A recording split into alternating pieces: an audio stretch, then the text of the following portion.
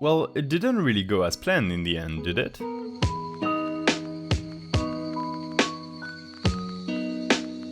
Well, hello there, I'm Detroit.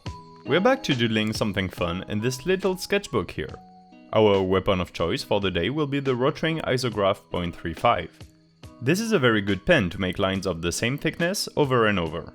I mean, it's an isograph, iso essentially meaning the same. These pens were originally designed to do construction drawings, plans of machinery and stuff, before CAD tools, computer-assisted drawing tools, were a thing. These certainly weren't designed for doodlers like me to use, but here we are. These pens are amazing anyway. What I'm drawing is a random pattern that goes into any direction with any shape possible. It's a rather vague description, but it fits. All the lines are connected and a special attention is brought to soft shapes, like circles. I affectionately called this pattern flower pattern in my head because all the semicircles in succession make me think of flower petals. This pattern works because of the constant, overwhelming contrast between the curves of the semicircles and the harsh angles between successive petals. Everywhere you look, there's a C-curve and an angle next to each other. This drawing took me 1 hour and 7 minutes to draw. It could have taken a lot longer had I decided to fill the whole page with it, but instead I went for the more interesting, and perhaps more lazy route of purposefully not making a rectangle with the whole silhouette of the drawing. To tie it in, I had a cool idea at the end of the process, but as you will see, it didn't really go as planned. But that's a story for later in the video. I have a bunch of things I want to discuss before we get to that. And just to be clear, these things have nothing to do with drawing whatsoever. That's what I do during drawing time, when I doodle in my sketchbook. I can't talk about one particular abstract doodle for 7 minutes straight, so instead I talk about random things that come to mind, the first being my new desk. 2 weeks ago, for this drawing, I talked about acquiring a new desk. Now, the video came out 2 weeks ago, but I'm actually recording this one just a few days after, and I'm happy to tell you that I now have a new desk, and it's awesome. Let's get some pictures up on screen. Look at this beauty! It's certainly better than my old desk, that was a wooden door on a trestle. It's all sleek and black, which I don't really care about. The main points are that it's huge, meaning it can fit my giant drawing mat, my giant mouse pad, my 3 screens and a bunch of other things. Look, I even put one of my plants there now. Plus I get extra space on the cabinet next to it to put my pens and pencils. Additionally, this desk is slightly curved at the front for better access with my chair. One main advantage of this desk compared to the wooden door is that it's more rigid. The door was old and when I put my weight on it to draw, it bent a bit in the middle. First off, I was scared it was gonna break, but also the focus of my top-down camera sometimes went all over the place, because the bending of the desk changed the distance between the drawing and the camera. Now it's not the case as much, which is good. I'm also really glad that this new desk is branded as a gamer desk and it has cable management solutions. All of my screens and soundbar and phone chargers etc. are on a single outlet. I turn the outlet on whenever I boot my computer up, but the outlet was hard to reach on the old desk. Now the outlet is on the desk and all the cables run through the holes on the desk made for it. A second outlet is attached below the desk, hidden, and now 75% of all my cables are out of view, which feels nice. Finally, something I did with this new desk is switch my XP Pen tablet to my left side instead of my right. It's something I could have done before, but now it's easier with the cables underneath. Because I'm right-handed, having the tablet on my left means I can still do things on it without moving it towards the center of the desk. On the right side, the tablet was at a weird angle, but now I can leave it to the side and draw on it while still being able to look at my other screens for reference.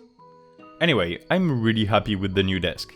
It looks good, it feels good, and everything is now more organized, and makes more sense, more importantly. Let's move on to my second topic. It's a quick one. It was Pride Month, and I completely forgot to talk about it. I'm recording this the last day of June, by the way. So yeah, Pride Month.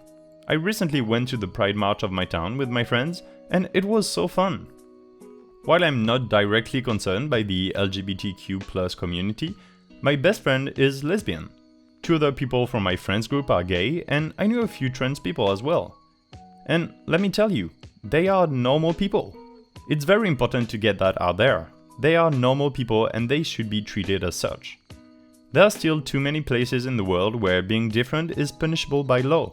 That makes no sense on the basis of human rights. So I will say this once, if you have a problem with that, if you are against LGBTQ+ rights, well, go fuck yourself and you are not welcome here. That's all I will say on the topic. Ooh, something else I'm quite late on? It's the huge milestone of 800 subscribers this channel just passed. It's huge! The last few subscribers just happened so suddenly. I'm really thankful to all of you. I hope you never come to regret subscribing to my humble Detroit Variety channel. Next goal is 900 and then 1000, obviously. Let's get that number up, please. Alright, let's get back to the drawing. As I said earlier, I was getting tired of drawing and I didn't want to fill the page anyway, so I devised a nice shape coming down from the corner and kinda growing from there. To define the edges, I have drawn lines at the top and the sides. So far, so good.